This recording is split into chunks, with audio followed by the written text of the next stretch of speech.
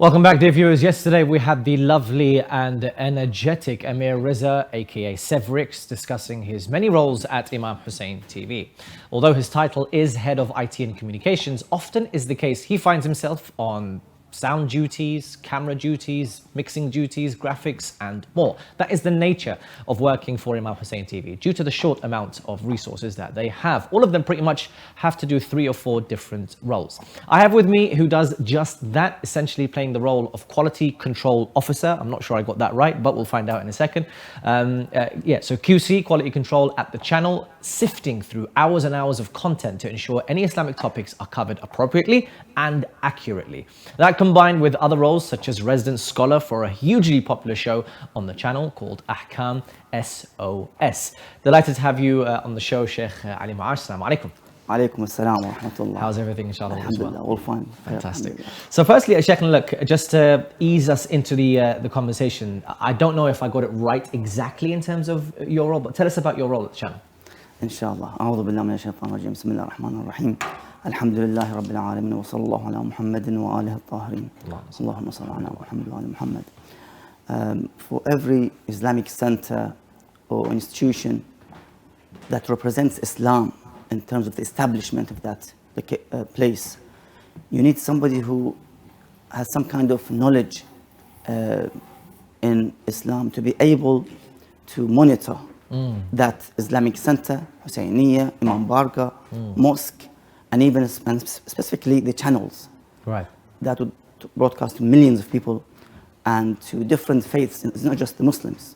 It could be seen by Christians, Jews, atheists, and would follow you accordingly. So you need somebody in all establishments that represent Islam to be able to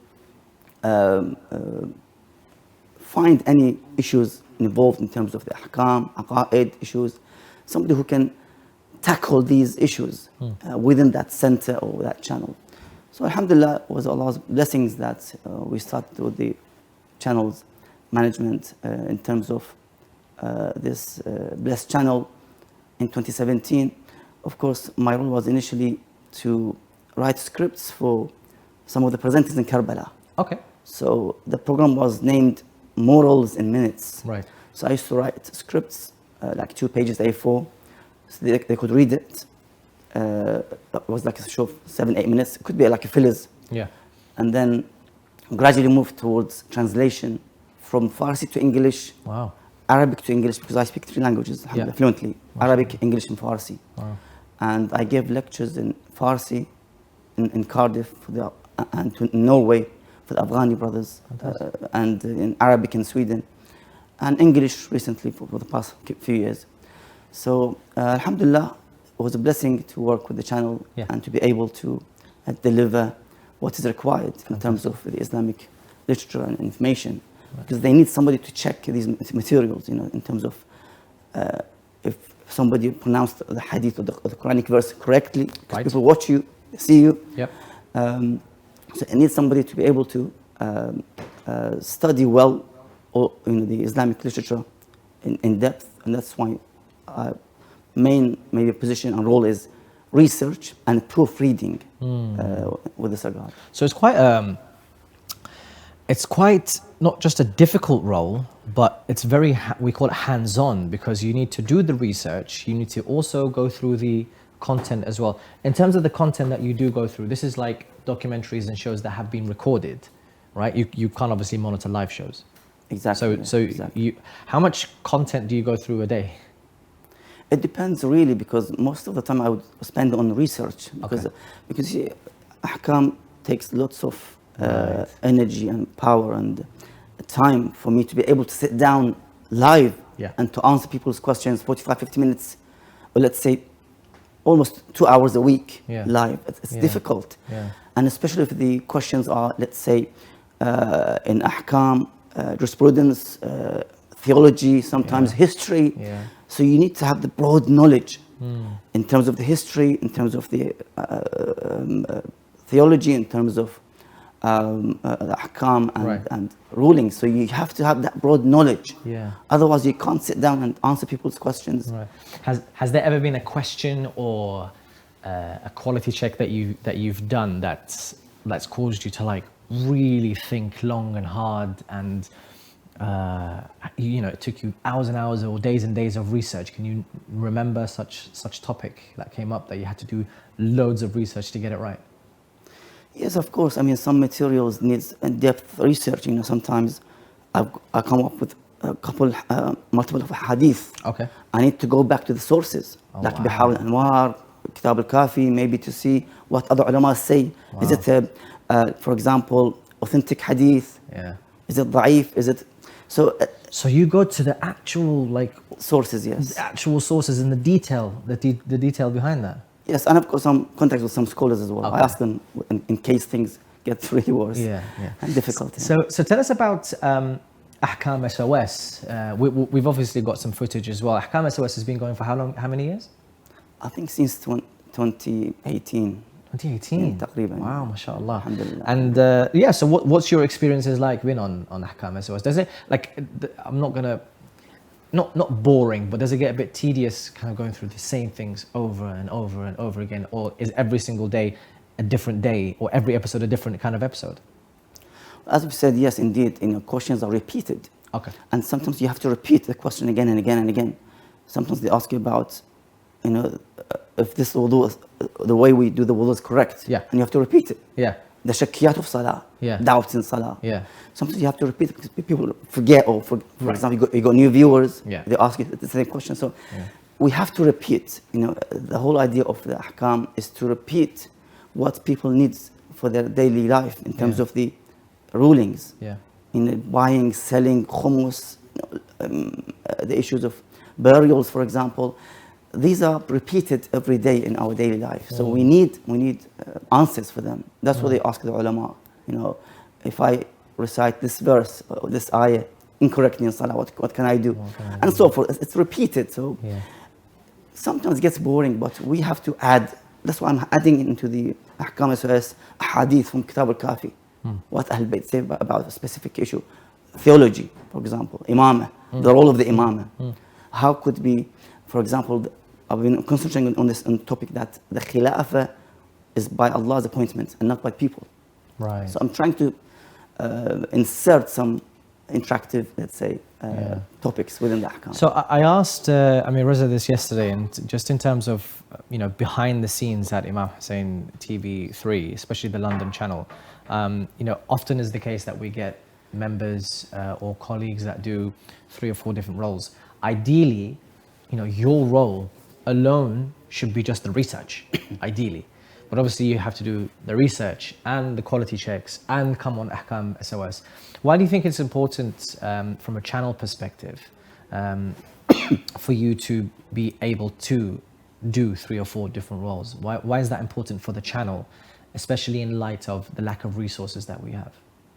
You see, all the programs are connected to the Islamic, let's say, to the Ahkam Islamic, and overall connected in somehow to what we believe in. So any show is either akhlaqi show or aqaidi show or a historical show or a lecture. Yeah. So we have to make sure we air the right content to the people. Yeah. You can't air to the people, let's say, na'udhu misleading information. Right. So it has to be gone through some kind of checkings and quality check. Yeah. So you on a personal level, Sheikh, sorry, I'll let you. You on a personal level, you mentioned that you obviously do travel as well when it comes to giving lectures, and you also do the research as well. Tell us about some of the lectures that you've given internationally. I mean, what kind of communities, which communities stuck out for you as being quite interesting to visit? So tell us about, I guess, that side of the international side that you travel and give lectures. Yeah, when I came back from the Hawza in 2010, started my 2010, that's when I started the journey of preaching and tabligh. Yeah. I started with the Afghani community. Okay. Because I speak Farsi fluently. Yeah. Because I studied in Qom, my childhood. So MashaAllah. I've studied, primary school at Qom and secondary as well. So I started with them, and then I moved towards the Arabic according to the invitations. No. And then one of the scholars advised me to lecture in English, which is more, especially we are in the West. Yep. and the youth needs this specific type of lecturing, which is in English. Yeah. So I moved towards lecturing in English, but it wasn't that much as others. We see, for example, lecturers who would occasionally go and give lectures around there because my concentration was on research. Yeah. Research and being able to study the books of fiqh, Right. like Shara' al-Islam, all the way to the Urwat al-Wuthqa, all the way to Kitab al-Lum'a al-Dimashqiyya, which is a step towards the ijtihad. Wow. So it takes time. Those who are lecturers and famous lecturers, they can't really go into studying ahkam in depth. Right. They don't have time. Don't have time, You have to prepare all the way, all the years, just for the purpose of preparation for the upcoming lectures. So that's why I give less lectures compared to others. Right.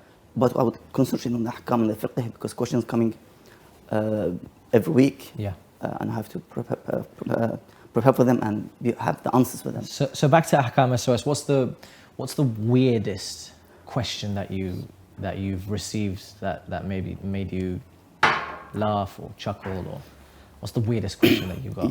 Exactly, yeah. I mean, Said Muhsin was asking a question because sometimes questions come without even, Live, there and then. Yeah, you can't really check them one by one. So he was reading a long question, and the question was about a husband asking that my wife, she inclines towards the females. Okay. So to make her attractive towards, I don't want to let Na'udhu Billah to go with the females, Na'udhu Billah. So he's asking that, can I wear ladies' nightwear with makeup? And then attract her towards me, and then, so that was the question that Sayyid Muhsin was laughing eventually when he was reading the question. So, well, I didn't laugh because I was... Yeah, it's a serious question. Look, I guess this kind of topic, it is slightly satirical, but actually there's a serious undertone because the issue of that side of things, without mentioning it, is becoming, unfortunately, a bit more prevalent. And so a lot of brothers and sisters in our community are facing these challenges, especially the youth now.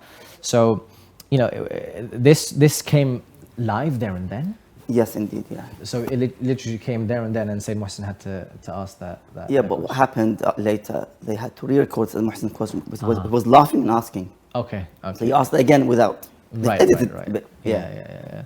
And so, out of all of the questions that you received, what is the most common category that people ask? So, for example, is it ahkam in salah, or just the basic jurisprudence of our ibadat? Is it theology? Is it social issues? What's the most common category that people are asking about?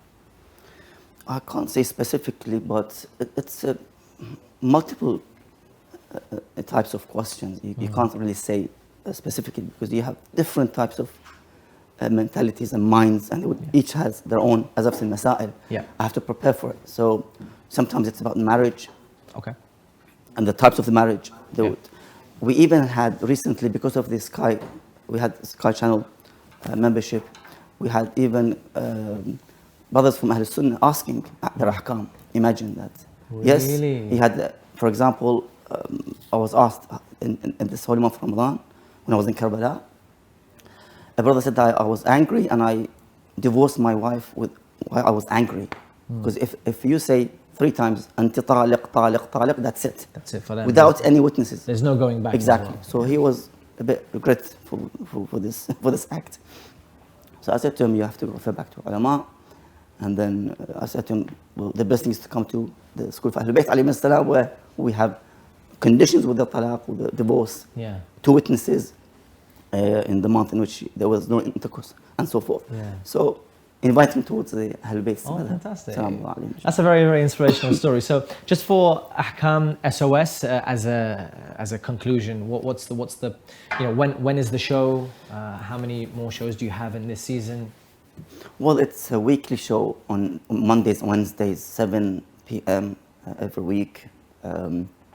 We have it around the year, except on Muharram and Safar, where we have the Azadari and the Ziyar and so forth. So it's you can say almost 9 months a year, taqriban. MashaAllah. Every single week, Monday and Wednesday. Except 2 weeks before the month of Ramadan, and 2 weeks after the Eid of Fitr. Short breaks. Yeah, So, just of course, you need a break. Exactly, to see your family. Sheikhna, really appreciate your time and wish you all the best with your research. So, ladies and gentlemen, that's Ahkam SOS, Mondays and Wednesdays at 7 p.m. Sheikh Ali Maash, thank you so much for your time.